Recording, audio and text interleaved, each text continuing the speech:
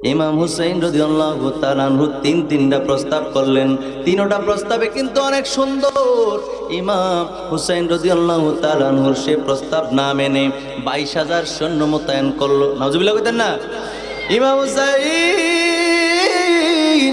9 মুহররম রাতের বেলা গভীর রজনীতে ডাইকা ডাইকা বলে, আমার সঙ্গের সাথীরা শোনো শোনো রে শোনো, আমার সঙ্গের সাথীরা, রাত পোহালেই যুদ্ধ অনুষ্ঠিত হবে। আর ইয়াজিদের শত্রুতামি হলো আমি নবীর আওলাদের সঙ্গে, আমার সঙ্গে শত্রুতামি। আমার জন্য তোমরা তোমাদের নিজের জীবনকে এইভাবে কুরবানি করে দিও না। আমি অনুমতি দিয়ে দিলাম, রাতের অন্ধকারে তোমরা যার যার অবস্থান থেকে পালিয়ে যাও।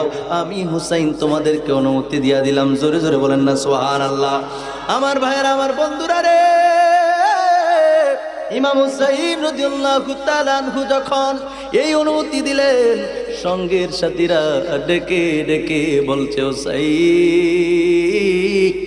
ও হুসাইন, শোনেন শোনেন শোনেন, আমরা এখান থেকে পালিয়ে যাব কিসের জন্য? বেঁচে থাকার জন্য। এটার নাম বেঁচে থাকা নয়। আমরা আপনার সঙ্গে থেকে যদি 1000 বার শহীদ হই, 1000 বার শহীদ হওয়ার পরে আমার আল্লাহ পাক রব্বুল আলামিন যদি আমাদেরকে 1000 বার জীবন দান করি, এরপরে যদি আবার শহীদ হয়, এরপরে যদি আবার সুযোগ হয় আপনার সঙ্গে থাকার, ও হুসাইন, আমরা আপনার ফেলে যেতে পারবো না, ফেলে যেতে পারবো না। আমরা আপনার সঙ্গেই যুদ্ধ করে আবারও শাহাদত বরণ করব। জোরে জোরে বলেন। ইয়াজিদের পক্ষ থেকে, ইবনে জিয়াদের পক্ষ থেকে আহারে পানি তো দিল না, সাথে সাথে একটা তীর নিক্ষেপ হয়ে গেল। আল্লাহু আকবার বলেন। ওই তীর আয়েশা ইমাম আলী আসগর রাদিয়াল্লাহু তাআলা আনহুর গলা দিয়ে, একটা বর্ণনা আসছে গলা দিয়ে বের হয়ে দিক দিয়ে বের হয়ে গেছে, আরেকটা বর্ণনা আসছে সিনা দিয়ে বের হয়ে পেছন দিক দিয়ে, সিনা দিয়ে ঢুইকা পেছন দিক দিয়ে বের হয়ে গেছে, পিঙ্কি মেরে রক্ত বের হয়ে গেছে। ইমাম হুসেন তাকায় রইছে, আরে একটু পানি হইল না রে। আরে আমার নবীর কারণে কুল কায়নাত সৃষ্টি, তোরা দুনিয়া আসছ আমার নানার কারণে, আমার নবীর কারণে, আমার নানার কারণে আল্লাহ কুল কায়নাত বানাইছে। আমার নানার কারণে পানি পাইছো, এই ফুরাত নদীর পানি রে, যেই পানি পশু পাখিরা খায়, যেই পানি ওই জংলার কুকুর, শ্রীগাল, বিড়ালের হিংস্র প্রাণীগুলি খায়, বাঘ ভাল্লুকে খায়, আজকে আমার নানার কারণে পানি পাইছো। আমি নবীর নাতি ইমাম হুসাইন একটু পানি তো চাইছিলাম। আল্লাহর নবী কাঁদেন। আল্লাহর নবী কয়, জিবরাইল রে, আমার এই নাতিরে কি শহীদ করবে? দেখো না তুমি অন্য কোনো রাস্তা আছে কিনা। আল্লাহর নবী যখন বললেন, জিবরাইল বললেন, ইয়া রাসূলুল্লাহ, ইয়া হাবিবাল্লাহ, না, আল্লাহর হুকুম এইটাই, আপনার এই নাতিকেই শহীদ করা হবে, জবাই করে দেওয়া হবে। আল্লাহু আকবার বলেন। এরপরে জিবরাইল নবীজির কাছে ওই কারবালার প্রান্ত থেকে এক মুষ্টি মাটি আইনা নবীর কাছে দিলেন। জোরে জোরে বলেন সুবহানাল্লাহ। এই জন্য নবীজি কাঁদলেন, নবীজি কাঁদলেন, কেঁদে কেঁদে উত্তর দিলেন, উম্মে ফজল সহ ওই সময় মদিনার যত মানুষ আছে সবাই জেনে গেছেন নবীর এই নাতি কারবালার প্রান্তরে শাহাদত বরণ করবে। আল্লাহু আকবার বলেন। কারবালায় ঘটিল এক করুণ কাহিনী, বলেন, কারবালায় ঘটিল এক করুণ কাহিনী, ইমাম হুসাইন শহীদ হলো, দিল না পানি। করত উত্তর হবে, তখন তো তার বয়স হয়নি, বয়স হয়নি। বলেন, কারবালায় ঘটিল এক করুণ কাহিনী, কারবালায় করুণ কাহিনী, ইমাম আসগর শহীদ হলো, পাইল না পানি, ইমাম আসগর শহীদ হলো। নবীজির এই যে নাতি ইমাম হুসাইন রাদিয়াল্লাহু তাআলা আনহুকে ভালোবাসা, ইমাম হাসান রাদিয়াল্লাহু তাআলা আনহুকে ভালোবাসা, এটা হলো আমাদের জন্য ঈমান। তাদেরকে ভালোবাসা ফরজ। জোরে জোরে বলেন সুবহানাল্লাহ। তিনাদেরকে কষ্ট দিলে নবী কষ্ট পায়, আর নবী কষ্ট পেলে কষ্ট কে পায়? এ মুসলমান আওয়াজ করে বলেন কষ্ট কে পায়? এই জন্য আমি আপনাদের সামনে ছোট্ট করে বিষয়টা তুলে ধরার চেষ্টা করছি। আল্লাহর নবীর নাতি ইমাম হোসেন রাদিয়াল্লাহু তাআলা আনহু তিনি দুনিয়াতে আসেন নাই, তিনি দুনিয়াতে এখনো আসেন নাই।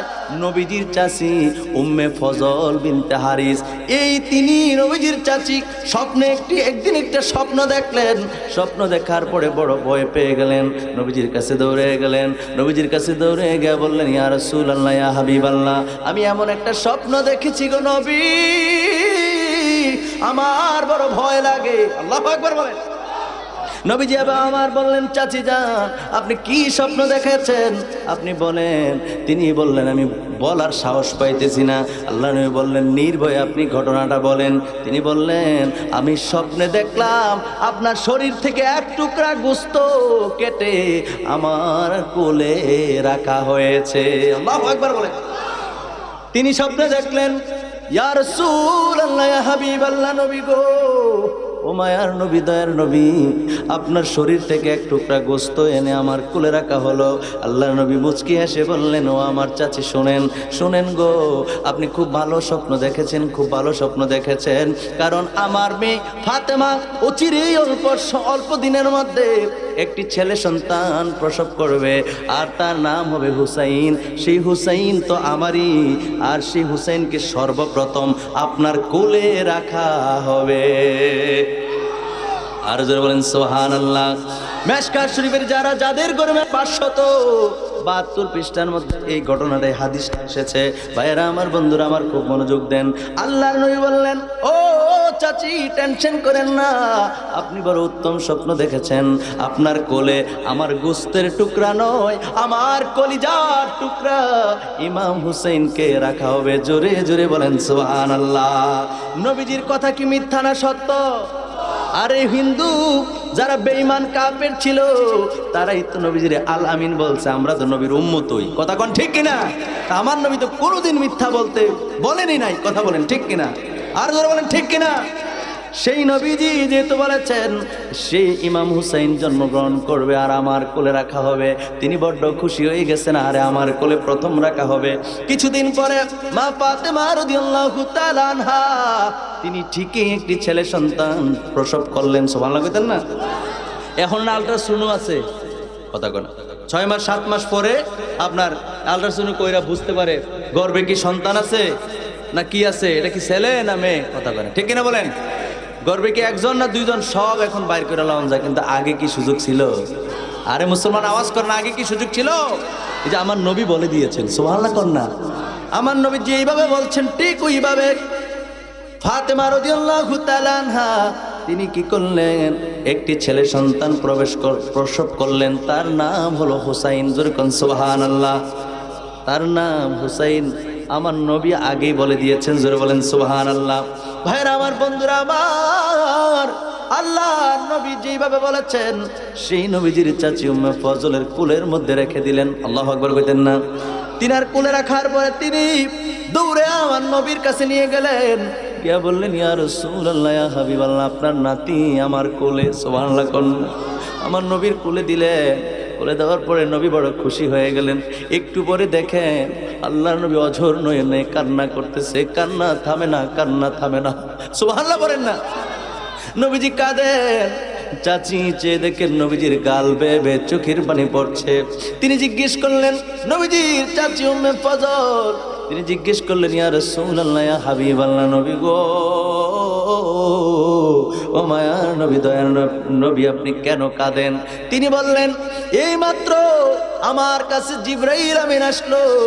আয়েশা তিনি বললেন, একটা খবর দিয়া গেছে। সেই খবরটা হলো আমার ইন্তেকালের পরে আমার উম্মতের মধ্যে কিছু সংখ্যক উম্মত আমার এই নাতিরই নির্মমভাবে শাহাদত বরণ করাবে। আল্লাহু আকবার। মিশকাত শরীফের 572 পৃষ্ঠার মধ্যে রয়েছে। আমার ভাইয়ের, আমার বন্ধুরা রে, আল্লাহর নবী কাঁদেন। আল্লাহর নবী কয়, জিবরাইল রে, আমার এই নাতিরে কি শহীদ করবে? দেখো না তুমি অন্য কোনো রাস্তা আছে কিনা। আল্লাহর নবী যখন বললেন, জিবরাইল বললেন, ইয়া রাসূলুল্লাহ, ইয়া হাবিবাল্লাহ, না, আল্লাহর হুকুম এইটাই, আপনার এই নাতিকেই শহীদ করা হবে, জবাই করে দেওয়া হবে। আল্লাহু আকবার বলেন। এরপরে জিবরাইল নবীজির কাছে ওই কারবালার প্রান্ত থেকে এক মুষ্টি মাটি আইনা নবীর কাছে দিলেন। জোরে জোরে বলেন সুবহানাল্লাহ। এই জন্য নবীজি কাঁদলেন, কেঁদে কেঁদে উত্তর দিলেন, উম্মে ফজল সহ ওই সময় মদিনার যত মানুষ আছে সবাই জেনে গেছেন নবীর এই নাতি কারবালার প্রান্তরে শাহাদত বরণ করবে। আল্লাহু আকবার বলেন। এই কারবালার ঘটনা যদি আমি বলতে যাই, মুসলমান রে, কেমন করে রে মুসলমান নিজেকে মুসলমান দাবি করো, দাড়ি রেখেছো, টুপি পরেছো, পাঞ্জাবিও পড়ো, কিন্তু নামাজ পড়ো না, সত্য কথা বলো না। আরে নিজের জবানকে সকালবেলা একরকম, দুপুরবেলা আরেক রকম, রাত্রে আবার আরেক রকম, আছে না নাই? কথা কেন আছে না নাই? কেমন করে সম্ভব? ইমাম হুসাইন রাদিয়াল্লাহু তাআলা আনহু তিনি যে শাহাদাত বরণ করবেন মদিনার সবাই জেনে গিয়েছেন। ইসলামের জন্য তিনি কত কষ্ট করেছেন জানেননি? পুরো ঘটনা বলতে গেলে আজকে আমি অসুস্থ শরীরের সম্ভাবনা শুধু ছোট্ট করে মূল অংশ থেকে বলছি। ইমাম হুসাইন রাদিয়াল্লাহু তাআলা আনহু তৃতীয় মহররম, মানে মহরম মাসের 3 তারিখ, ঘটনা ঘটছে মহরম মাসের 10 তারিখ। ঘটনা ঘটছে কবে? 10 তারিখ। আমি 3 তারিখ থেকে বলছি। 3 তারিখ ইমাম হুসাইন রাদিয়াল্লাহু তাআলা আনহু তিনি কি করলেন? ওই মুহররম মাসের 3 তারিখ ওই কারবালার প্রান্তরে পৌঁছেছে। কুফাবাসী 2 দিনে নবীর নাতি ইমাম হুসাইনের কাছে বারবার বলছে, আমরা ইমাম শূন্য রয়েছি, আমরা এজিদকে মানতে পারবো না, আমির হিসেবে আমরা এজিদকে মানি না, আপনি যদি আসেন, দয়া করে আপনি যদি আসেন। এইভাবে পর পর চিঠি লিখতে লিখতে 2 দিনে 53টা চিঠি আমার নবীর আওলাদের কাছে পৌঁছেছে। জোরে জোরে বলেন সুবহানাল্লাহ। ইমাম হুসাইন কই, হায়রে আমারে বুঝি এত ভালোবাসে গো, কুফাবাসী বুঝি আমারে এত ভালোবাসে। 2 দিনে 53টা চিঠি নবীর আওলাদের কাছে পৌঁছে গেছে। তিনি সিদ্ধান্ত নিলেন, যা কিছু হয় হোক, আমি রওনা দিয়ে দেব। তিনি রওনা করে আসতেছেন, প্রতিমধ্যে শুনছেন তিনি যে খবর পাঠাইছেন কুফার অবস্থা অবলোকনের জন্য ইমাম মুসলিম রহমত রাদিয়াল্লাহু তাআলা আনহুকে পাঠিয়েছেন, তিনাকেও শহীদ করে দিয়েছেন। এই খবরও তিনার কাছে পৌঁছেছে। তিনি তখনও কারবালার প্রান্তরে কিংবা কুফাতে পৌঁছে নাই। কুফাতে কি পৌঁছে নাই, কিন্তু খবর চলে এসেছে আপনি যে প্রতিনিধি পাঠাইছেন অবস্থা দেখার জন্য, সেই ইমাম মুসলিমকে তারা হত্যা করেছে, শহীদ করে দিয়েছে। আল্লাহু আকবার বলেন। এরপর ইমাম হুসাইন কয়, না না না, শহীদ করে দিলেও আমার প্রতিনিধি শহীদ হয়ে গেছে, আমি পেছনের দিকে ফিরতে পারবো না, আমি নবীর আওলাদ সামনের দিকে রওনা হয়েছি, সামনের দিকে আমাকে চলতে হবে। সুবহানাল্লাহ কইতেন না? এই জায়গার মধ্যে তো শিখা দরকার, সত্যের জন্য পেছনের দিকে হাঁটার কোনো সুযোগ নাই। আছে কথা কোন আছে? সত্যের জন্য পিছনের দিকে হাঁটার কোনো সুযোগ নাই। যদিও বা শুনেন সামনের দিকে আপনি শাহাদত বরণ করতেও পারেন, এরপরও সামনের দিকে হাঁটবেন, পিছনের দিকে হাঁটলে আপনার ঈমান থাকবে না। কথা কোন ঠিক কিনা? ইমাম হুসাইন এটাই শিক্ষা দিয়েছেন। ইমাম হুসাইন বিচলিত হন নাই, তিনি আস্তে আস্তে করে কারবালার দিকে রওনা হলেন। পথিমধ্যে তিনাকে গ্রেফতার করা হলো।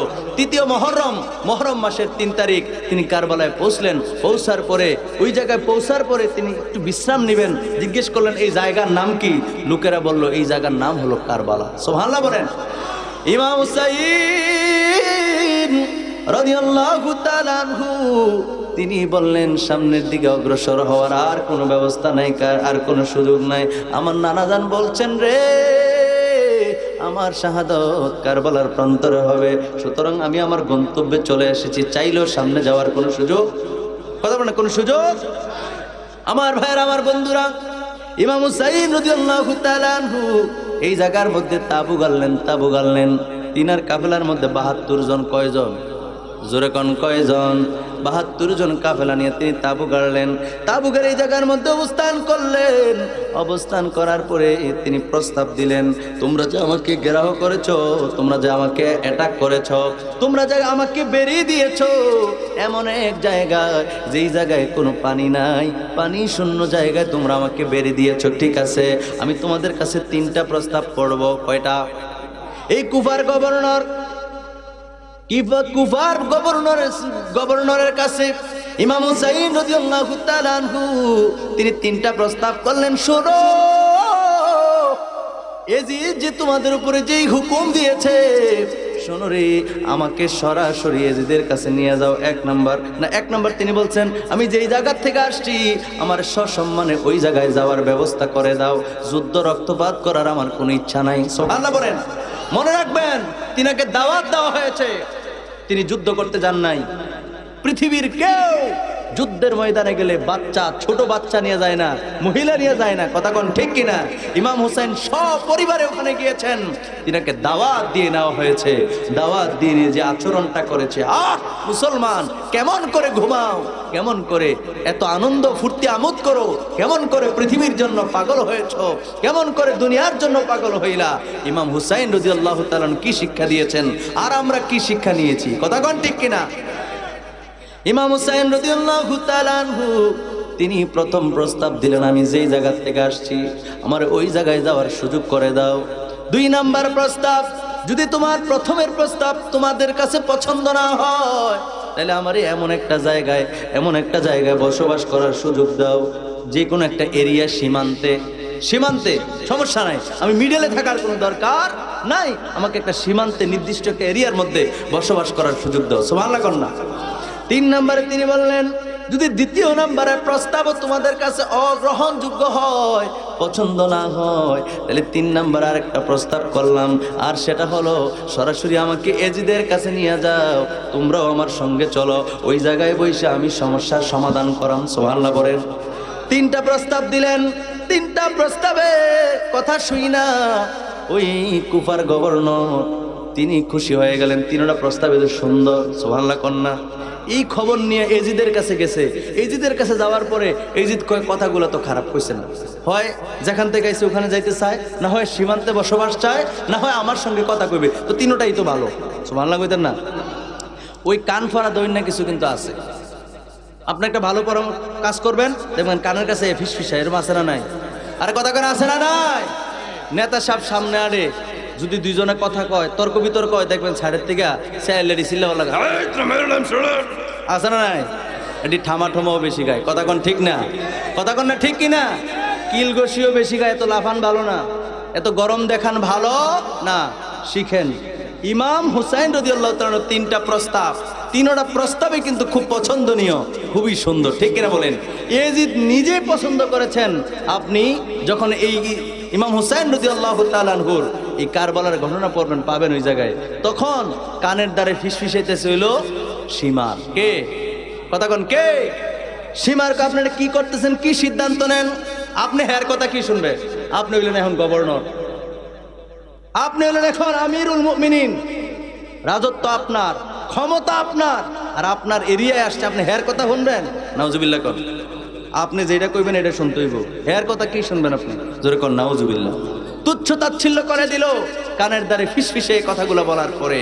সেই কুফার গভর্নরকে ধমক দিয়ে এজিদ বলে দিল, তোমাকে কি বলছি এজিদ হুসাইনের উকালতি করার জন্য, সামসামি করার জন্য, তার উকালতি করার জন্য তো তোমাকে পাঠাই নাই।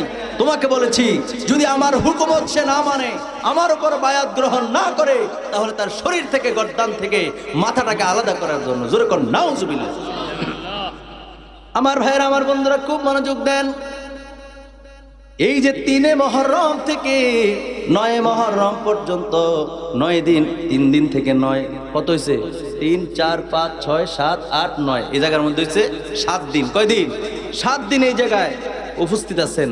এরপরে বুঝতে পারলেন, শেষ পর্যন্ত সিদ্ধান্ত নিলেন 10 মুহররম মানে জুমার দিন, 9 মুহররম হলো বৃহস্পতিবার রাত শেষ, শুক্রবার শুরু, শুক্রবার দিনের বেলা যুদ্ধ। জোরে কর নাউজুবিল্লাহ।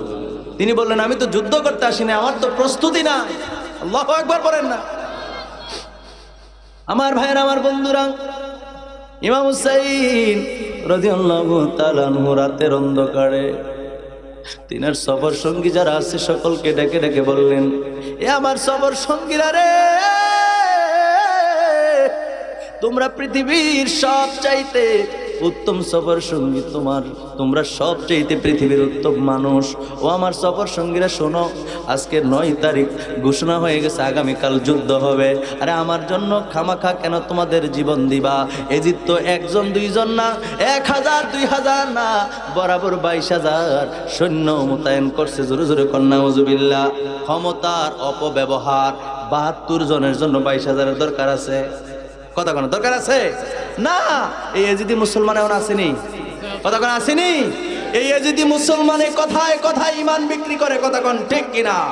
এই যদি মুসলমানের আন্দাজ নাই ইসলাম কেমন ভাবে প্রতিষ্ঠিত হয়েছে, ইমাম হুসাইন রাদিয়াল্লাহু তাআলা আনহু কেমন করে ইসলামকে প্রতিষ্ঠা করেছেন, আরে জীবন দিয়েছেন, ইমান তো দেয় নাই, ঠিক কিনা বলে?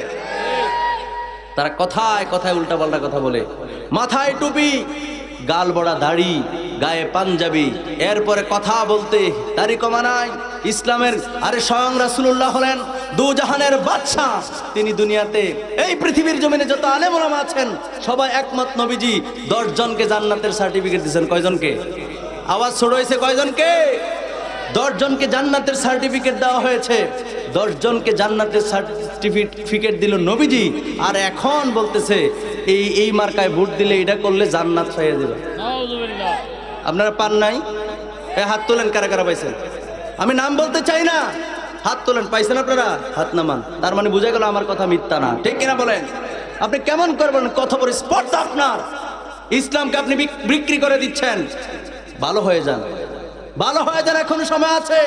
ইসলামকে কেন পুঁজি করবেন? একটা ভোটের জন্য কিংবা একটা স্বার্থ হাসিলের জন্য, ঠিক কিনা বলেন? খুব মনোযোগ দেন, আমি কারো নাম নিয়ে কটাক্ষ করা আমার উদ্দেশ্য নয়। এরা মূলত ইসলামকে খাটো করছে, কেন বুঝেন না? আরেকজন বলতেছে দাদা ভাই, দাদু ভাই, আরেকজন বলতেছে চট্টগ্রামের, হ্যাঁ এমন ক্ষমতা দিয়েছে আল্লাহ, ক্ষুধার সূর্য পর্যন্ত দাঁড়ায় থাকে। আপনারা প্রমাণ চাইলে প্রমাণ দেবো, মোবাইলে আছে, আমার কাছে প্রমাণ আছে। যতগুলো কথা বলেছি এতক্ষণ কোরআন থেকে বলেছি, এখন যেগুলো বলতেছি এগুলো মানুষ বলতেছে সোশ্যাল মিডিয়ায়, এখন এগুলো ভরপুর, প্রত্যেকটা ফেসবুক আইডিতে এগুলো শেয়ার আছে, আছে না নাই? কথা কন না, আছে না নাই? কথা বলতে ভয় পাবেন না। ইমাম হুসাইন সেদিন 72 জন 22,000-এর বিপক্ষে লড়াই করার জন্য বাধ্য হয়েছেন, কিন্তু এরপরও পিছপা হন নাই, ভয় পান নাই, সত্যের জন্য। কথা বলেন ঠিক কিনা? আমি আপনাদের বদদোয়া করছি না, কেন বুঝেন না কেন? একটা ভোটের জন্য কিংবা স্বার্থ হাসিলের জন্য ইসলামকে কেন পুঁজি করবেন? কথা বলেন ঠিক কিনা বলেন? খোদার সূর্য বলে দাঁড়ায় থাকে, অত বড় বেয়াদব। কথা বলেন ঠিক কিনা?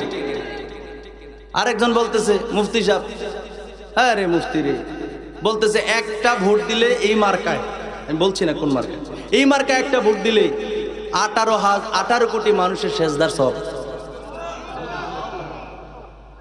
জোরে কইতেন না নাউজুবিল্লাহ? কি রে ভাই, কি হইছে, কি সমস্যা, কি বুঝতেছি না কিছু। না ভাইয়া ভাইয়া প্লিজ আমাকে বলতে দিন, আপনারা বললে ফিতনা হবে, ফিতনা করার কোনো সুযোগ নাই। আমি ব্যক্তির নাম নিচ্ছি না, সাবধান করছি আপনাদেরকে। যারা এই কথা বলবে নিঃসন্দেহে তারা ভণ্ড। কথা বলেন ঠিক কিনা? তারা প্রতারক, জাতির সঙ্গে প্রতারণা করছে, ঠিক কিনা বলেন? আরেক দেখেন না ডক্টর ইউনূস, ভালো মানুষ, সবাই মনে করছে ভালো মানুষ, এখন দেশ কার হাতে দিছে? চট্টগ্রাম বন্দর এখন বিদেশিদের হাতে, ঠিক কিনা বলে? আমাদেরকে কি বুঝান? ভালো বুঝান? এত ভালো আমাদের দরকার নাই। এই যে বন্দর আপনি 30 বছরের জন্য দিয়ে দিলেন, এই 30 বছরের মধ্যে আপনি যাইতে পারবেন ওই জায়গায়? আমি যেতে পারবো? কি হচ্ছে আপনি আমি জানি, এত ভালো, এত বুঝানোর দরকার নেই তো আমার। বিগত সময় এ পর্যন্ত, দেশ স্বাধীন হওয়ার পর থেকে এ পর্যন্ত এত বছরের মধ্যে কেউ দিল না। আপনি কয়দিনের লেগে আইলেন, আপনি কয়দিনের মধ্যে আইসা আপনি এই কাণ্ড করে দিলেন। একদিকে শেখ হাসিনার আপনার রায় হচ্ছে, আরেকদিকে আপনি গোপনে তাদের ইয়ার মধ্যে দস্তখত সিগনেচার করে দিলেন, আমাদেরকে বোকা বানাই দিলেন। কথা কন ঠিক কিনা? দেশের মানুষ জানে না 30 বছরের জন্য দিয়েছে, আবার আছে চুক্তিনামায়, চাইলে আরো 15 বছর বাড়ানো যাইব। কেমনে করেন এগুলো? মনে রাখবেন, আমি যে কথাগুলো বলছি আমার কোনো স্বার্থ নাই, দেশের জনগণের স্বার্থে বলছি। একটা দেশের বন্দর হচ্ছে ওই দেশের জন্য হৃৎপিণ্ড। কথা বলেন ঠিক কিনা? ওই হৃৎপিণ্ডের মধ্যে যদি অন্যদের বসবাস হয়, যে কোনো মুহূর্তে তারা ছুরিকাঘাত করতে পারে, আমাদেরকে ক্ষতি করতে পারে, ঠিক কিনা বলেন? হৃৎপিণ্ডের মধ্যে যদি আঘাত হয় কেউ কি বাঁচবে? কথা বলেন, কেউ বাঁচবে? এক তো ভারত আমাদের পাশে, মনে রাখবেন কোনো বিধর্মী রাষ্ট্র মুসলমানের বন্ধু নয়, এটা আল্লাহর কোরআন।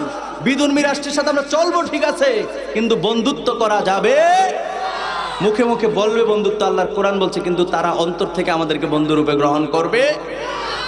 এক তো বিধর্মী রাষ্ট্র আমাদের পাশে, তাদের সঙ্গে আমাদের যুদ্ধ করার দরকার নাই, লাগালাগির দরকার নাই, কিন্তু তারা যে বিধর্মী এটা তো আমরা জানা আছে, কথা বলেন, ঠিক কিনা বলেন? এরপরে আপনার ঈসাই মুসলমান দাবি করে কারা? খ্রিস্টানরা। সেই খ্রিস্টানদেরকে নিজের দেশে জায়গা করে দিলেন। বুঝেন আপনার অস্তিত্ব কি হবে? এমনও তো হতে পারে ফিলিস্তিনের জমিনে যেমন ভাবে এই রোহিঙ্গারা অর্থাৎ ইহুদিরা যেভাবে প্রবেশ করেছিল, এইভাবে নিজের দেশে এখন শত্রুটাই না আনছেন, কথা কোন ঠিক কিনা? মনে রাখবেন মুসলমান, বাংলাদেশের 1 ইঞ্চি মাটিও আমরা এই দেহের মধ্যে প্রাণ থাকতে আমরা দিতে জানি না, আমরা পারবো না, কথা বলেন ঠিক কিনা? সচেতন থাকতে হবে, নয়তো আপনার আমার অবস্থাও ফিলিস্তিনের মতো হতে পারে, যে কোনো মুহূর্তে বোমা ফেলতে পারে, যে কোনো মুহূর্তে অ্যাটাক হতে পারে। আমি বলছি না হবে, সাবধান থাকতে হবে আমাদেরকে, কথা কোন ঠিক কিনা? একটু দূরে শরীফ পড়ি, আল্লাহুম্মা সাল্লি মাওলানা মুহাম্মদ ওয়া আলা আলি সাইয়্যিদ মাওলানা। জয় যদি মোর তন জানো, এতে নাই মোর ভাবনা। জয় যদি মোর তন জানো, এতে নাই মোর ভাবনা। যতদিন থাকবে প্রাণ, দয়ালে নবীকে ভুলবো না।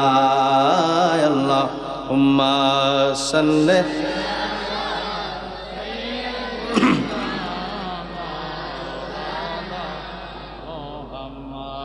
ওয়া আলা আলি সাইয়্যিদ।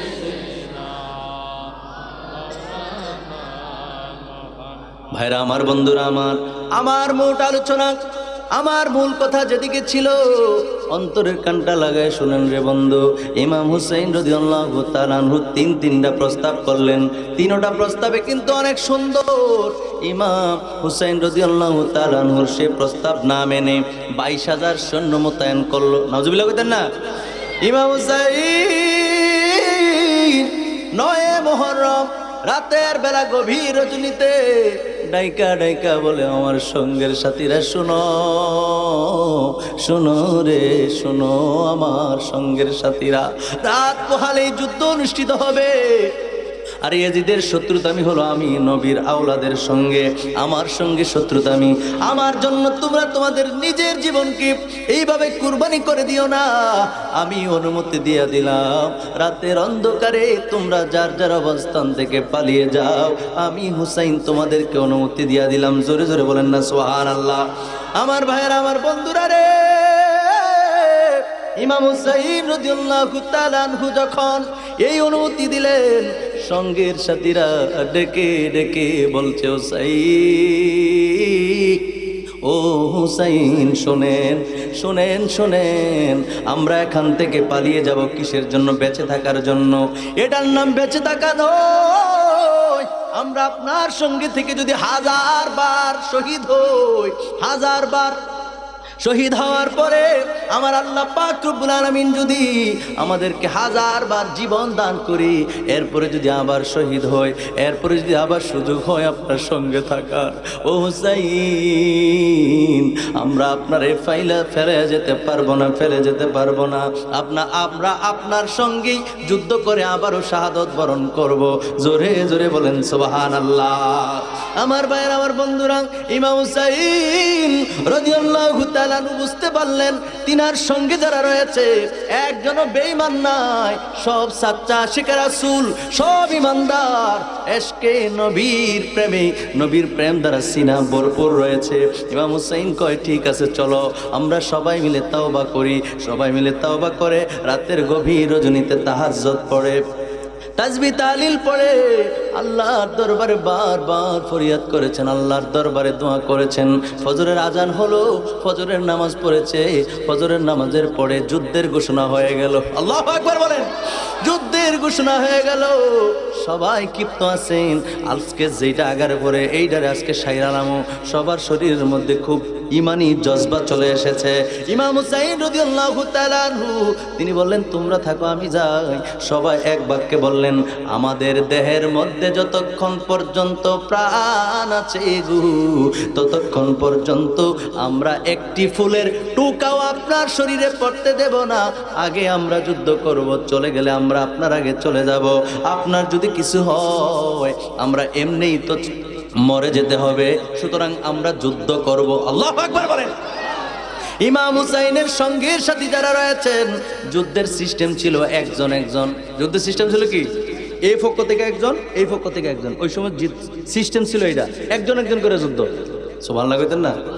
তো একজন একজন করে যখন যুদ্ধ, এই যুদ্ধের মধ্যে ইমাম হুসাইনের পক্ষ থেকে যেই যায় সে কাফের, সেই এজিদের সৈন্য থেকে যে আসে তারই কতল করে ফেলে। আল্লাহু আকবার বলেন।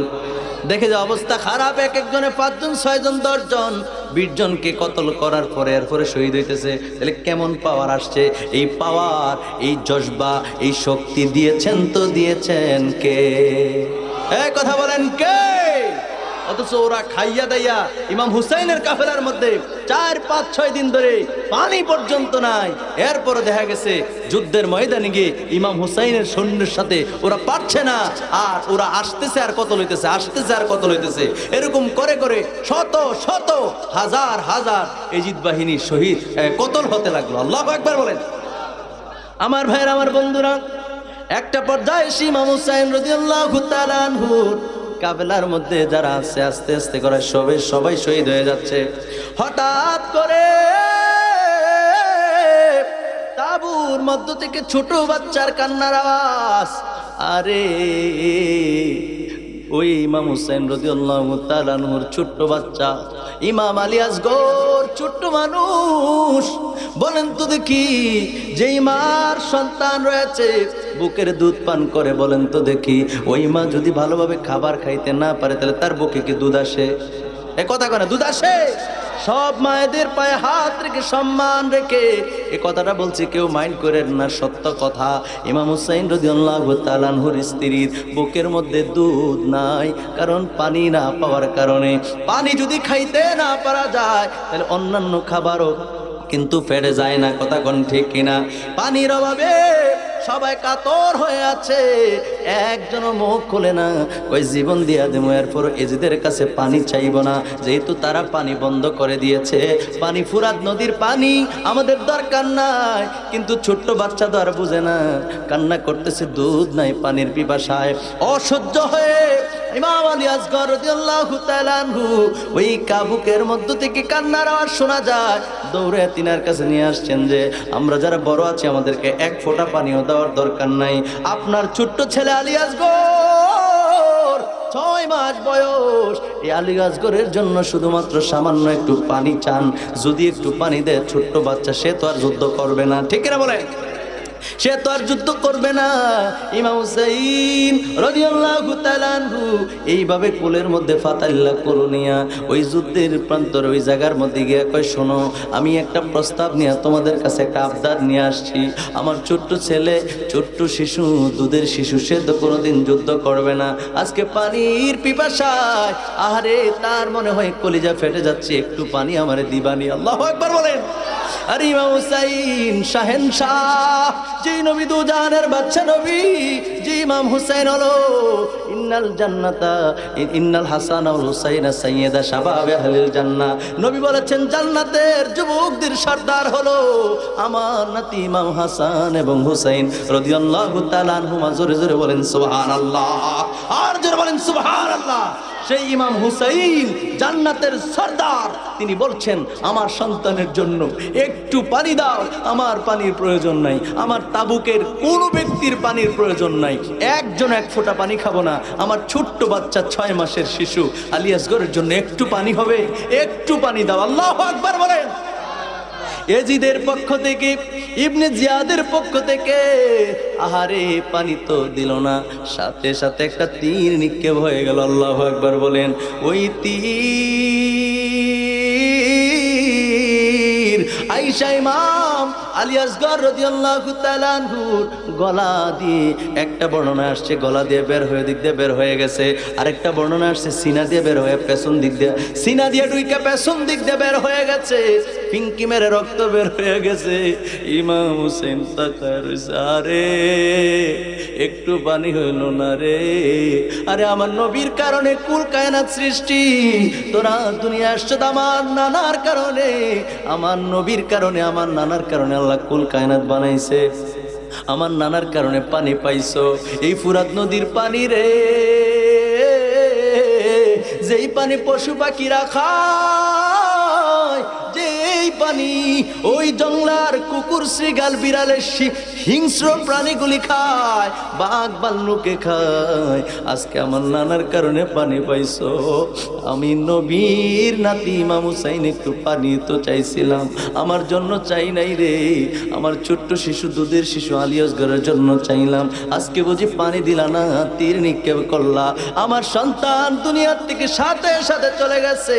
ডাক দিয়ে ইমাম হুসাইন কয়, ও সন্তান আমার, আর চিল্লানের দরকার নাই, আর কান্নাকাটির দরকার নাই, আমার নানা জান তোমার জন্য পানি নিয়ে আসে, দুনিয়ার পানির প্রয়োজন নাই রে, দুনিয়ার পানির প্রয়োজন নাই, ও আমার সন্তান, আমার নানা জান তোমারে হাউজে কাউসারের পানি পান করাবেন। সুবহানাল্লাহ।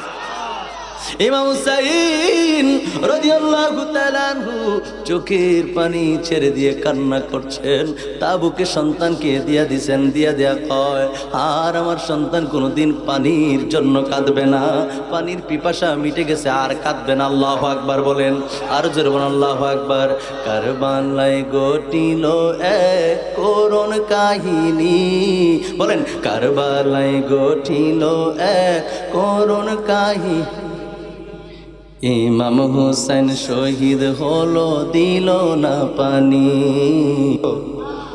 করত উত্তর হবে তখন তো তার বয়স হয়নি, বয়স হয়নি। বলেন কারবালায় ঘটিল এক করুণ কাহিনী, কারবালায় করুণ কাহিনী, ইমাম আসগর শহীদ হলো পাইল না পানি, ইমাম আসগর শহীদ হলো। একটা জবানও বন্ধ রাখবেন না, চিৎকার মেরে বলেন সুবহানাল্লাহ। বন্ধুরে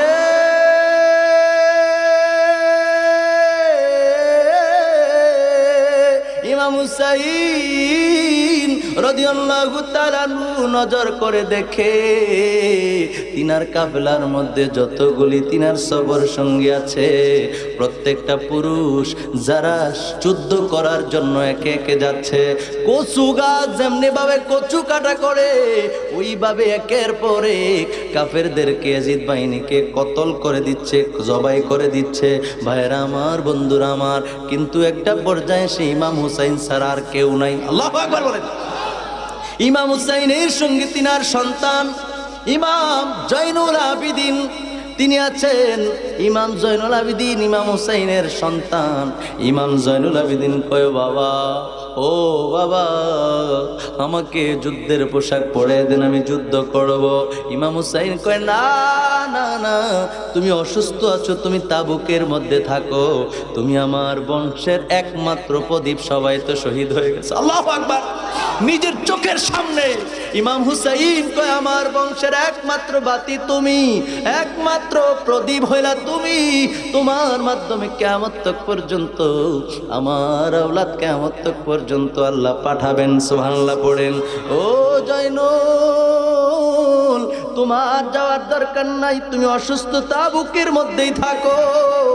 ইমাম জয়নুল আবিদিন তিনাকে তিনার বাবা অনুমতি না দেওয়ার কারণে তিনি রয়ে গেলেন একমাত্র পুরুষ, একমাত্র বংশের একমাত্র পুরুষ ইমাম জয়নুল আবিদিন।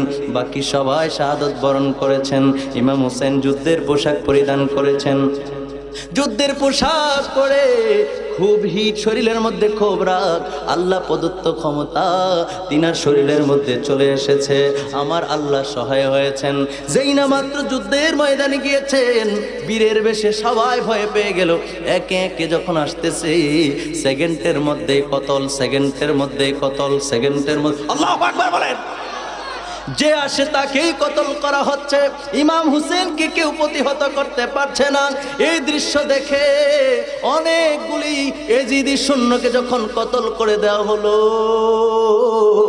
কিন্তু এজিদ বাহিনী দেখে একের পর এক সবাই কতল হয়ে যাচ্ছে। এই দৃশ্য দেখে তারা যুদ্ধের নিয়ম ভঙ্গ করে ফেললেন। তারা তো মুনাফিক, তারা হলো গাদ্দার। কথা বলেন ঠিক কিনা?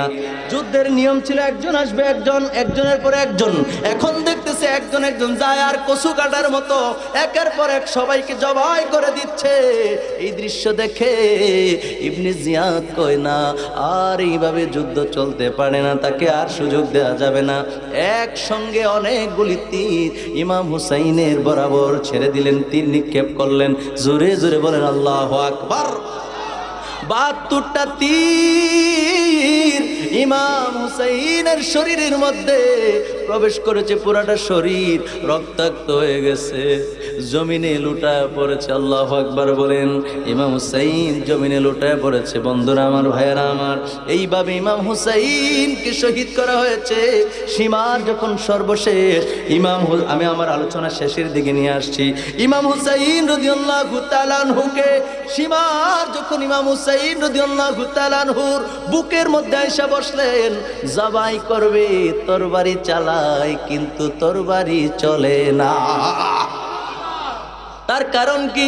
ইমাম হুসাইন কয়, এ সীমান, যদি তুমি এইভাবে দিনের পর দিন, রাতের পরে রাত আমার গলার মধ্যে ছুরি চালাও, এই গলায় ছুরি চলবে না। তুমি তো আবার জবাই করতে চাচ্ছ, তাহলে শোনো শোনো শোনো, আমাকে উবুদ করে দিয়া ঘাড়ের ওপর দিয়া যদি ছুরি চালাও তাইলে জবাই হবে, নতুবা জবাই হবে না। কারণ এই গলার মধ্যে আমার নানা জানে একবার না, শতবার না, 1000 বার চুমু খেয়েছে। জোরে জোরে কোন সুবহানাল্লাহ, আল্লাহু আকবার।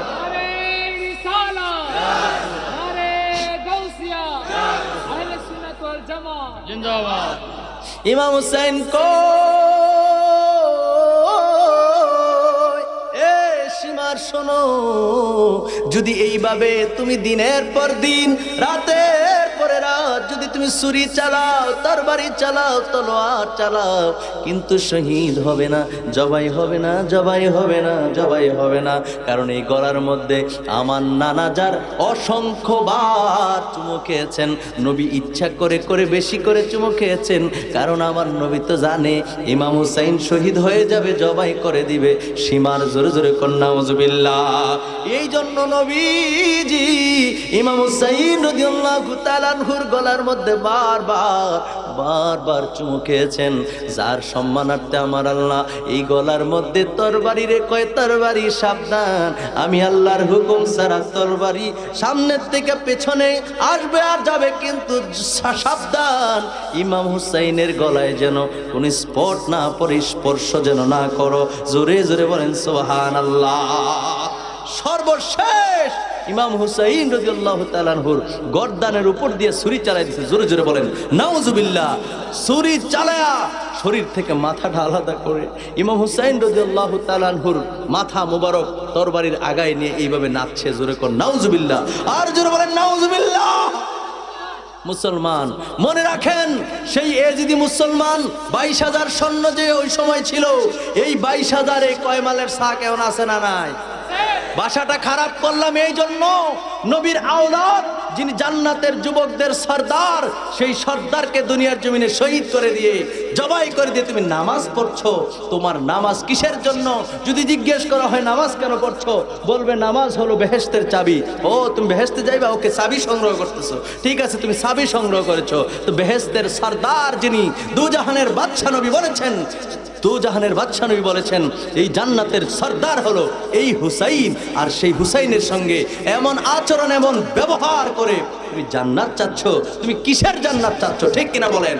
এই ভণ্ডামি যখন ওই সময় হয়েছে, এখনো সেই ভণ্ডামি আছে না নাই?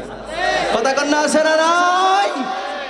সঠিক ইসলাম ছেড়ে দিয়ে, মদিনার ইসলাম ছেড়ে দিয়ে ক্ষমতার জন্য পাগল হলে চলবে? কথা বলেন, চলবে না। ইমাম হুসাইনের দেখানো পথে আমাদেরকে চলতে হবে, ঠিক কিনা বলেন?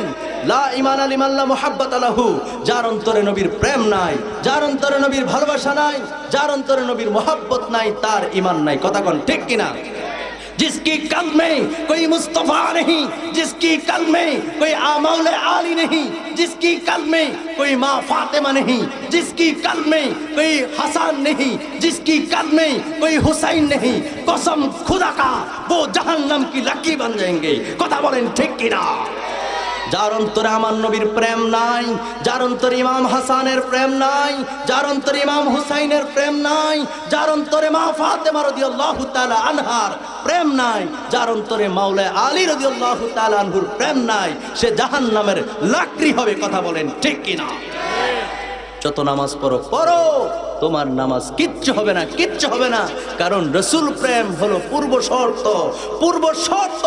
যদি তোমার ইবাদতকে আল্লাহর দরবারে কবুল করাইতে চাও, আর রসুল বলেছেন আমাকে ভালোবাসা, আমার এই দুই নাতিকে ভালোবাসা, আমার এই দুই নাতিকে ভালোবাসা, আমাকে ভালোবাসা, আমাকে ভালোবাসা, স্বয়ং আল্লাহকে ভালোবাসা, দুই নাতির সঙ্গে বিদ্বেষ রাখা, শত্রুতা রাখা, আমি নবীর সঙ্গে শত্রুতা রাখা, আমি নবীর সঙ্গে শত্রুতা রাখা, আর হলো স্বয়ং আল্লাহর সঙ্গে শত্রুতা রাখা। কথা বলেন ঠিক কি না? রাসূল বলেছেন, সুতরাং এর বাইরে আমাদের যাওয়ার কোনো সুযোগ নাই। মুসলমান হব তো হব, আমরা সেই হুসাইনি প্রেমিক, হুসাইনি সৈনিক, হুসাইনি মুসলমান হব। কথা বলেন ঠিক কিনা? জোরে বলেন ঠিক কিনা? ইমাম হুসাইন আজকে নাই, কিন্তু ইমাম হুসাইন নামে অনেক নাম গোটা পৃথিবীতে আছে না নেই? এজিদ নামে কেউ আসেনি? এজিদ নাম রাখছেনি নাম কেউ? এইটাই বড় জয়, ঠিক কিনা বলেন? আমার ভাইরা, আমার বন্ধুরা, ইমাম হুসাইনের নাম কিয়ামত তক পর্যন্ত রাখবে। কারণ ওই জায়গার মধ্যে ইসলাম শহীদ হয় না, ইসলাম শেষ হয় নাই, জিন্দা হয়েছে। কথা বলেন ঠিক কিনা? সঠিক ইসলাম জিন্দা হয়েছে, এই জন্য ইমাম হুসাইনের নাম কিয়ামত তক পর্যন্ত মানুষ রাখবে। রাখবে শুধু না, যারা রাখবে বড় মহব্বত করে ভালোবেসে রাখবে। আমার সন্তানের নাম আমি হুসাইন রাখবো, ঠিক কিনা বলেন? সেই ইমাম হুসাইনকে আমরা সালাম দিতে পারবো? বলেন, ইয়া হুসাইন নবীজির আওলাদ সালাম জানাই মোরা। আমার আওয়াজ শেষ পর্যায়ে, আমি অসুস্থ বলেছি আগেই, ওয়াজ একেবারে শেষ পর্যায়ে, দোয়া মোনাজাত বাকি আছে। বলেন, ইয়া হুসাইন নবীজির আওলাদ সালাম জানাই মোরা তোমায় সালাম জানাই। বলবেন না? শেষ করে দাও তো, মোহাব্বত করে বলেন সেই ইমাম হুসাইনের প্রেম। আর তিনি তো আমাদের লিডার, তিনি তো আমাদের সরদার। ভালোবাসা রাখবেন তো তার সঙ্গে রাখেন। কারণ নবীজি সাল্লাল্লাহু আলাইহি সাল্লামের আরেকটা হাদিস শরীফ আমি আপনাদের সামনে তুলে ধরি ইমাম হুসাইনের ব্যাপারে, ইমাম হাসান রাদিয়াল্লাহু তাআলার ব্যাপারে। নবীজি কি বলছেন জানেন? নবীজি বলেছেন যে আবু যার গিফারি রাদিয়াল্লাহু তাআলা তিনি কাবা শরীফের দরজার মধ্যে ধরা, কাবা বাইতুল্লাহ শরীফের দরজায় ধরা অবস্থায় তিনি বলছেন, আল্লাহর কসম আমি নবীজিকে বলতে শুনেছি, নবীজি বলেছেন আমার আওলাদগণ হলো নূহ আলাইহিস সালামের সেই কিস্তির মতো। জোরে কোন সুবহানাল্লাহ। নূহ আলাইহিস সালামের সময়, ওই প্লাবনের সময় যারা নূহ আলাইহিস সালামের কিস্তির মধ্যে উঠেছিল, তারা যেরকম বেঁচে গিয়েছে, পরিত্রাণ পেয়েছে, ঠিক তদ্রূপ আমার নাতিদেরকে যারা ভালোবাসবে, তাদেরকে যারা আঁকড়ে ধরবে, তাদের ভালোবাসা যার অন্তরে থাকবে, তারাও বেঁচে যাবে। জোরে কোন সুবহানাল্লাহ। এটা নবীজির হাদিস। আপনারা জানেন না? নূহ আলাইহিস সালামের ঘটনা জানেন না? নূহ আলাইহিস সালামের সময় সেই তো প্লাবন যে হয়েছে, প্লাবনের মধ্যে যে আপনার যে নৌকা বানাইতে বলছে, প্লাবন বুঝেননি? তাই কন বন্যা, ঠিক আছে, বন্যা হিসেবে আমরা খুব, বন্যা বললে খুব তাড়াতাড়ি বুঝি। কথা কন ঠিক কিনা? বন্যা হয়েছে, আল্লাহ হুকুম করছে, নূহ আলাইহিস সালাম 950 বছর দিনের দাওয়াত দিয়ে মাত্র 40 জন দিনের দাওয়াত গ্রহণ করছে। কয়জন? আওয়াজটা ছোট হয়ে গেল না? আর মাহফিল তো রাইতে 2টা-3টা পর্যন্ত আমরা করি, এই না 11টা-15 বাজে। রাগ হইন না। এই এলাকায় আমার এখানে আসার আর সুযোগ আছে কিনা আমি জানি না, আল্লাহই ভালো জানে। আর ওয়াজ করি আমি আরেকবার প্রোগ্রাম পাওয়ার জন্য। কথা বুঝাইতে পারছি? নূহ আলাইহিস সালাম 950 বছর দিনের দাওয়াত দিয়ে কয়জন হয়েছে ওনার অনুসারী? জোরে কন কয়জন? 40 জন। 40 জন হয়েছে তো হয়েছে, বাকি সব হলো বেঈমান। আর কি কয় জানেননি? নূহ আলাইহিস সালাম দেখলে তাই নেই বলে নবী, এই বেড়ায় বলে নবী। জোরে কন নাউজুবিল্লাহ। মানে মস্কারা করতে। 40 জন তো মানছে। এখন আপনার এনে আছেন না অনেক মানুষ, কথা বলেন, অনেক মানুষ আছেন না? 40 জন যদি মানে আর বাকি তারা না মানলে তো মস্কারাই করবো, কথা বুঝেন নাই? হ্যাঁ, তাই না? বলে নবী আল্লাহর কথা কয়, গায়েবের খবর দেয়, এভাবে মস্কারা করতে জোরে কর নাউজুবিল্লাহ। নূহ আলাইহিস সালাম একের পরে এইভাবে অপমানিত তিনাকে করত। তিনি অসহ্য হয়ে একদিন আল্লাহর কাছে বললেন, আল্লাহ, ও আল্লাহ, আল্লাহ গো, এই জাতি তুমি ধ্বংস করে দাও, আর দরকার নেই, বহুত চেষ্টা করছি। কি করে দাও? ধ্বংস করে দাও। বদদোয়া করলেন। বলেন তো দেখি, নবীদের দোয়া আল্লাহর দরবারে কবুল নাকি কবুল না? দোয়া করতে দেরি, মুসা নূহ আলাইহিস সালামের দোয়া কবুল হয়ে গেছে। আল্লাহ কই, খুব সংক্ষেপ করে বলতেছে, আল্লাহ কই, নূহ তো তুমি তো বলছো ধ্বংস করে দেওয়ার জন্য, ঠিক আছে।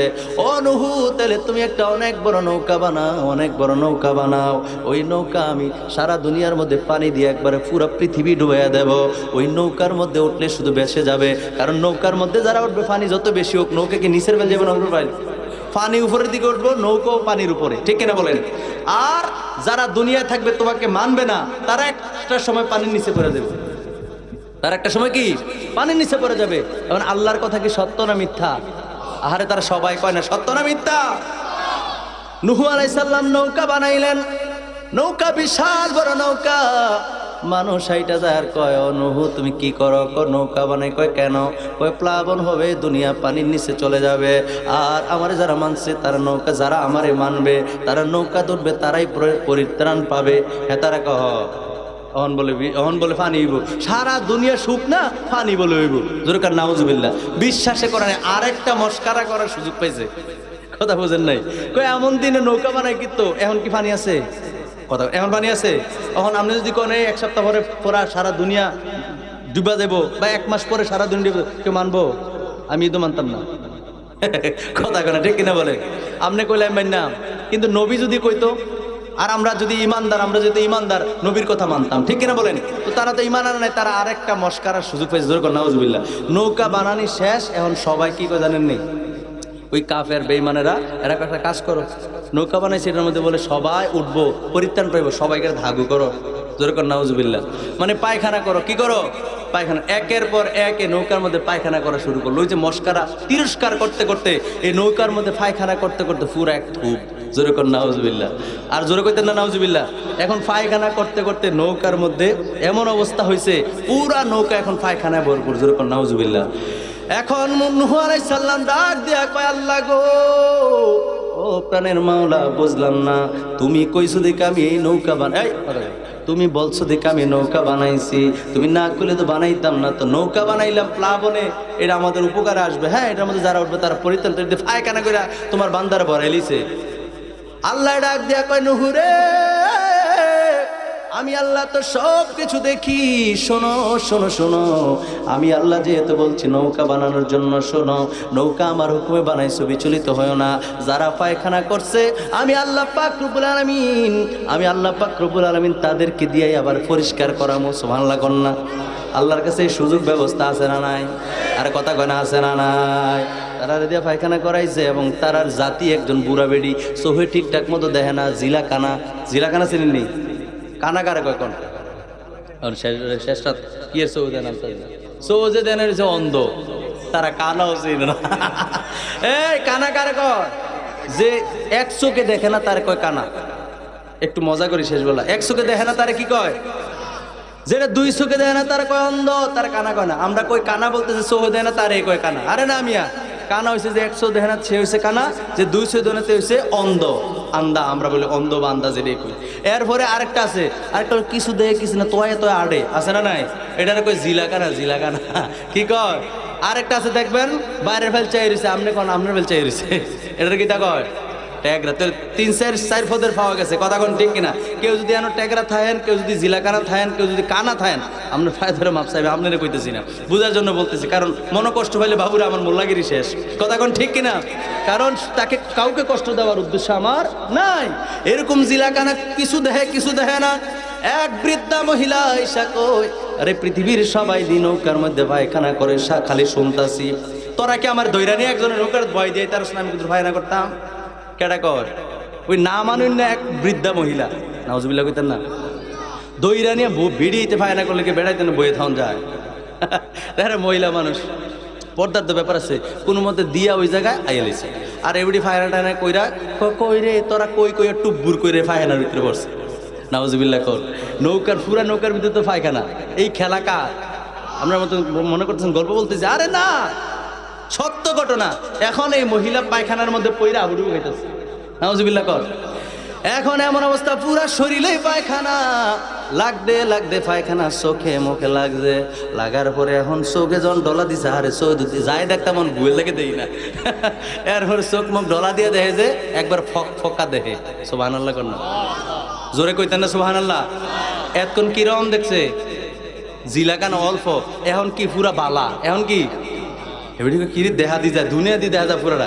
এই তো লাভ দিয়ে উঠে লাইছে বুড়া বুড়ি, লাভ দিয়ে উঠে সোহে দেখে গিয়া কো আহারে কি কারামতি নূহ আলাইহিস সালাম লাগাইছে, আরে পায়খানা সোহরা চোখ ভালো হয়ে গেছে, চতুর্দিকে ছড়াই গেছে। আহারে কার কি রোগ আছে, তাড়াতাড়ি গু গিয়ে ডুব। মানুষ দেখবেন রোগ বালাওয়ানের লাগিয়া এই কই 15-20 দিন আগে আমার একজন জিগাইতেছে, হুজুর আমার উমুক অসুস্থ, হ্যাঁ আমি এই শিয়াল একটা ধরছি, শিয়ালের গোস্ত খাইলে বলে ভালোই যে খাইতাম নি। আমি ওই খাপচরের কথা এটা তো আল্লাহ নিষেধ করছে। হিংস্র প্রাণী খাওয়া কি কথা করেন, হিংস্র প্রাণী খাওয়া কি এতে কয় আরাম। আমি যতই হারাম হোক এটা হারাম। এটা কি আল্লাহর কোরআন সূরা বাকারা আয়াত নম্বর 173 আল্লাহ স্পষ্ট করে দিয়েছে। সুতরাং হারাম তো হারামই, হারাম কি হারাম। তো এই মহিলা কয় তোরা কার কি সমস্যা তাড়াতাড়ি, কারণ মানুষ অসুস্থ হলে তো কুচ্চাও খায়, কথা কন ঠিক কিনা। তখন দৌড়ে কয় কি এই ভিডিও হেসেই সৌ দেখতো না, ওখান দৌড়ে এই কার কি সমস্যা সব দৌড়ে গিয়া, কেউ ডুবাই, কেউ বোতল লিয়ে ফুরাইয়া পায়খানা গড়িয়া ফুরাইতেছে, জোরে কর নাউজুবিল্লাহ। এইরকম করতে করতে করতে করতে পুরা নৌকার পায়খানা একদম ক্লিয়ার। সুবহানাল্লাহ কইতেন না। আল্লাহ কয় কি নহ কি কইছিলাম, আল্লাহ আর কুতুর বাহি আছে, সব শেষ। কয়টা আইসে দৌড়াইয়া, আইয়া দে পায়খানা নাই, তা আল্লাহ তো দেখতে আছে, আইয়া দে কি পায়খানা নাই। তারা কয়েকটা কাম করে, এমন নিয়ামত পায়খানার মধ্যে দিয়ে রাখছে। নূহ আলাইহিস সালাম কি কারামত লাগছে, কাম করে দুইয়া বোতল পুরে পানি একবারে পুরা ফ্রেশ করে রাখছে। সুবহানাল্লাহ কইতেন না। খেলা কার? আল্লাহরে যারা মানে না, আল্লাহ এমনি বেজ্জতি করে, কথা কন ঠিক কিনা। আল্লাহর উপর ভরসা না রাইখা যারা কায়দা কদম রাখে, যেই কোনো কারণে হোক, ক্ষমতার লাগে হোক, নিজের স্বার্থের জন্য যে কোনো কারণে হোক, অচিরেই দেখবেন, আপনারাই দেখবেন তারা অপমানিত হবে, লাঞ্ছিত হবে। কারণ আল্লাহর উপরে ভরসা যারা না রাখে তারা অপমানিতই হবে, কথা বলেন ঠিক কিনা। এটা আমি হইলে আমি কোন ব্যক্তির নাম কইছি, আমি কোন ব্যক্তির নাম কইছি, খুব মনোযোগ। তো নূহ আলাইহিস সালামের সময় কথা শেষ, সংক্ষিপ্ত করে লেছি, রাত্র হয়ে গেছে। তো শেষবেলা এই ঘটনাটা হঠাৎ মনে হয়েছে লেগেছে, আমি গেলাম আগে বানাই রাখছি না বলে এটা কমু। তো নূহ আলাইহিস সালাম কয় ঠিক আছে, সব দাওয়ান ক্লিয়ারে, এখন আল্লাহর হুকুম হয়েছে, প্লাবন শুরু হয়েছে, পানি হইতে হইতে হইতে হইতে হেরারে কইতেছে অহনো সুযোগ আছে, নৌকা তো উঠো। তারা কয় না উঠতাম না, পানি হইলে কি আর এত হইব, নাহলে আডু পানি, নাহলে কমর পানি। এখন কমর পানি, বুক পানি হইতে হইতে মাথার উপরে পানি, দৌড়ে গিয়ে সালো উঠছে, ঘরের সালো, পানি বেশি হলে ঘরের সালো ওঠে না। এখন সালের থেকে বড় কিতা গাছ, এখন দেখে ঘরের সালো তল করে গেছে গা, নিচে পড়ে গেছে গা। নূহ আলাইহিস সালামের নৌকা তো আর এই জায়গায় নাই। যারা পরিত্রাণ পাবে, তিনাকে যারা মেনেছে তাদেরকে নৌকায় তুলেছে। সুবহানাল্লাহ বলেন। তারা পরিত্রাণ পেয়েছে। এখন বাকি যেটি রয়েছে আবুল্লাহ সাবুল্লাহ ব্যাকলডি, এই লাটটাডি এখন শেষ পর্যন্ত ঘরের সালো গিয়েও দেখে যে পানি উঠতেছে, এখন যাইবে কো। আচ্ছা আপনার ঘরের সালো যদি পানি দেয় আপনি কই যাবে? গাছের আগা, গাছের আগা মনে আল্লাহ চিনে না, গাছের আগাবারে পানির তরে ডুবে দিছে, এখন যাইব কো? সারা দুনিয়া পানি থই থই করে, কিচ্ছু বলতে কিচ্ছু নাই। আল্লাহু আকবার বলেন। সেই নৌকার মধ্যে আল্লাহর নবী বলেন, ও আমার উম্মত শোনো শোনো শোনো, নূহ আলাইহিস সালামের নৌকার মতো হলো আমার আহলে বাইত, আমার আপনজন ইমাম হাসান এবং হুসাইন রাদিয়াল্লাহু তাআলা আনহুমা, মা ফাতেমা রাদিয়াল্লাহু তাআলা আনহা এবং হযরতে মাওলা আলী রাদিয়াল্লাহু তাআলা আনহু। এই চারজন হলো ইমাম হাসান এবং হুসাইন, বিশেষ করে দুইজনের কথা নবীজি বলেছেন, এরা হলো নূহ আলাইহিস সালামের নৌকার মতো, কিস্তির মতো। এটাকে কিস্তি বলা হয়। ওই কিস্তির মতো যারা কিস্তির মধ্যে আরোহণ করেছিল, উঠেছিল, তারা পরিত্রাণ পেয়েছে, গজব তাদেরকে পায় নাই, তারা নিরাপদে ছিল। যেমন ভাবে ও আমার উম্মত শোনো শোনো রে, ও আমার উম্মত শোনো, যারা কিয়ামত পর্যন্ত আমার আহলে বায়াতের ভালোবাসা, আমার আহলে বায়াতকে আঁকড়ে ধরে রাখবে, আহলে বায়াত যেইভাবে বলেছেন, যেই পথে ছিল ওই পথে মতে থাকবে, তারাও পরিত্রাণ পাবে, নাজাত পাবে। জোরে জোরে কোন সুবহানাল্লাহ, আর যারা বলেন সুবহানাল্লাহ। তাহলে বলেন তো দেখি, সেই ইমাম হুসাইনের সৈনিক হয়ে আমরা বাঁচতে চাই কি চাই না? আওয়াজ করে বলেন, সেই ইমাম হুসাইনের সৈনিক হয়ে আমরা বাঁচতে চাই কি চাই না? আমাদের দেহে যতদিন পর্যন্ত প্রাণ আছে ততদিন পর্যন্ত সঠিক ইসলামের জন্য জীবন দিতে আমরা রাজি আছি নাকি নাই? কে কে রাজি আছি? দুই হাত তুলে দেখায়। আল্লাহু আকবার। ইয়া রাসূলুল্লাহ, ইয়া রাসূলুল্লাহ, জিন্দাবাদ জিন্দাবাদ। হাত রাখেন, একটা স্মৃতি রেখে দেই। হ্যাঁ, আহলে সুন্নাত ওয়াল জামাত বলেন, আহলে সুন্নাত ওয়াল জামাত। আল্লাহ আমাদেরকে কবুল করুক, পড়েন আমিন। আর জোরে পড়েন আমিন। আমরা হুসাইনি মুসলমান, এটাই মনে রাখতে হবে। এর বাইরে বিকল্প আমাদের প্রয়োজনের কোনো বিকল্প কোনো রাস্তার কোনো দরকার নাই। মনে রাখবেন, অনেক মানুষ রাসূলুল্লাহর শানে কটাক্ষ করে আছে না নাই? এই কথা বলেন, আছে না নাই? নবীজির শান মান কি নিয়ে কটাক্ষ করে, নবীজির নূরকে অস্বীকার করে, নবীজির ইলমে গায়েবকে অস্বীকার করে, নবীজি মদিনা শরীফ থেকে দেখতে পায় এই কথাকে তারা অস্বীকার করে। নবীজির যত শান মান আছে, নবীজির শানে অনেক মসজিদের মধ্যে ইমাম সাহেব আজানের আগে সালাতু সালাম পড়ে, আজানের পরে পরে তারপর বিভিন্ন সময় ভালো ভালো কাজে মিলাদ কিয়ামে বাধা দেয়, এরকম আছে না নাই? এই জোরে আছে না নাই? মনে রাখবেন, আপনাদেরকে দ্ব্যর্থহীন কণ্ঠে উপস্থিত ময়দানে একটি কথা স্পষ্ট করে বলে দিতে চাই। আল্লাহর নবীর মর্যাদা হলো গগনচুম্বী। কথা বলেন ঠিক কিনা? নবীজির মর্যাদা হলো আকাশচুম্বী, গগনচুম্বী। আমার আল্লাহ পাক রব্বুল আলামিন নবীজিকে উম্মে হানির ঘর থেকে নিয়ে ইয়াসরিফ থেকে বেতেলহাম থেকে বাইতুল মুকাদ্দাসে গিয়ে আল্লাহর নবী 2 রাকাত নামাজ পড়লেন। সমস্ত নবীদের ইমামতি করলেন। সমস্ত নবীদের ইমামতি করে নবীজি বোরাকে আরোহণ করলেন। চন্দ্র, সূর্য, গ্রহ, নক্ষত্র, Neptune, Pluto, milky, black hole, white hole, ধূমকেতু, নেহারিকা, গ্রহাণুপুঞ্জ, তারপরে গ্যালাক্সি, তারপরে প্রথম আসমান আদম নবী, দ্বিতীয় আসমান হযরতে ঈসা আলাইহিস সালাম, তৃতীয় আসমান হযরতে ইদ্রিস আলাইহিস সালাম, চতুর্থ আসমান হযরতে ইউসুফ আলাইহিস সালাম, পঞ্চম আসমান হযরতে হারুন আলাইহিস সালাম, ষষ্ঠ আসমান মুসা কালিমুল্লাহ, সপ্তম আসমান ইব্রাহিম ও খলিলুল্লাহ। 7 আসমানের মধ্যে 7-8 জন নবীর সাথে সাক্ষাৎ করে আল্লাহ নবী চলে গেলেন সিদরাতুল মুনতাহা, তারপরে লা মাকান, তারপরে লা জামান, তারপরে আল্লাহ পাকের 70,000 নূরের পর্দা। এক পর্দা থেকে আরেক পর্দার দূরত্ব 500 বছরের রাস্তা। এমনি করে 70,000 নূরের পর্দা পেরিয়ে আল্লাহ নবী চলে গেলেন আল্লাহ পাকের আরশে। আল্লাহ বলেন, হাবিব, আপনার পূর্বেও এই আরশে কাউকে আনি নাই, আপনার পরেও কিয়ামত পর্যন্ত কাউকে আনবো না। আপনাকে এখানে এনে আপনার শান, আপনার মান, আপনার মর্যাদা, আপনার তাজিম, আপনার ইজ্জত, আপনার সম্মান আমি আল্লাহ পাক রব্বুল আলামিন বুলন্দ করে দিয়েছি। সূরা আল ইনশিরা 94 নম্বর সূরার 4 নম্বর আয়াত আল্লাহ বলেন, ওয়ারাফানা লাকা যিকরাক। হাবিব, আপনার শানকে আমি আল্লাহ পাক রব্বুল আলামিন সমুন্নত করে দিয়েছি, সুউচ্চ মাকাম পর্যন্ত বুলন্দ করে দিয়েছি। কুল্লামা যুকিরতা মাই। হাবিব, আপনার নাম যেই জায়গায় আমার নাম সেই জায়গায়, আমার নাম যেই জায়গায় আপনার নাম সেই জায়গায়। দুলোকে বুলোকে, গ্রহে নক্ষত্রে, আকাশে জমিনে, পাহাড়ে পর্বতে, কোরআনে কিতাবে, ওয়াজে মাহফিলে, আজানে একামতে। হাবিব, আমার নাম যেই জায়গায় আপনার নামও সেই জায়গায়। পৃথিবীর কোন বল্টু চৌধুরী আপনার শানকে মাইনাস করতে পারে নাই, পারবে না। ঠিক কিনা?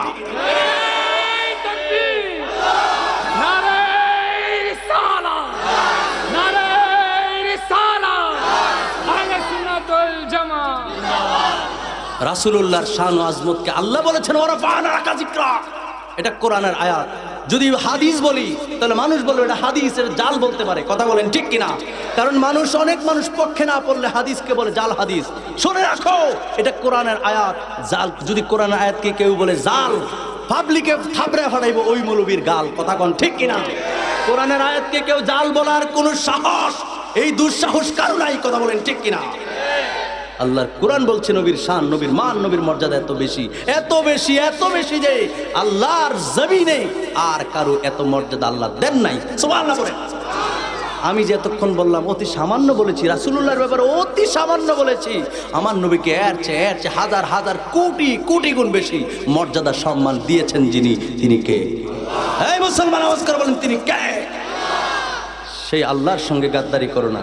সে রাসূলুল্লাহর সঙ্গে গাদ্দারি করলে মনে রাখবা দুনিয়াতে কিছুদিন এজিদের মতো বাঁচতে পারবা, সমস্যা নাই, এরপরে কিন্তু পরকাল আছে, যেটার শুরু আছে শেষ নাই, অনন্তকাল যেটার কোনো হিসাব নাই, যেখানে আপনি বছরের পর বছর থাকবেন। আল্লাহ সুবহানাহু ওয়া তাআলা কোরআনে বলে দিয়েছেন যে যারা জান্নাতে একবার প্রবেশ করবে তাদেরকে আর জান্নাত থেকে বের করা হবে না। জোরে জোরে কোন সুবহানাল্লাহ, আর জোরে বলেন সুবহানাল্লাহ। তারা চিরকাল জান্নাতি হয়ে যাবে, আর যারা ঈমান হারা হয়ে যাবে তারাও চিরকাল জাহান্নামে থাকবে, কেউ তাদেরকে জান্নাতে নিয়ে আসতে পারবে না। যারা ঈমানদার গুনাহের কারণে আগুনে পুড়বে, শাস্তি পাবে, আল্লাহর নবী তাদেরকে ধরে ধরে শাফাআত করে করে জান্নাতে নিয়ে আসবে। কিন্তু ঈমান হারায় ফেললে এই বান্দাগুলিকে কেউ আর জান্নাতে নিতে পারবে না, ঠিক কিনা বলে? সেজন্য আমরা ইমাম হুসাইনের সৈনিক। এই পথে থাকলে গুনাহ হতে পারে, ভুল হতে পারে, কিন্তু একদিন না একদিন নবীর শাফাআতে আমরা জান্নাতে যেতে পারবো, ঠিক কিনা বলেন? আমাদের ত্রুটি আমারও আছে, ত্রুটি আপনারও আছে। আপনার যদি 10টা হয়, আমার যদি 10টা হয়, আপনার একটা, আপনার যদি একটা হয়, আমার 10টা, এরকম কম বেশি সবারে রবের দরবারে ভুল আছে না নাই?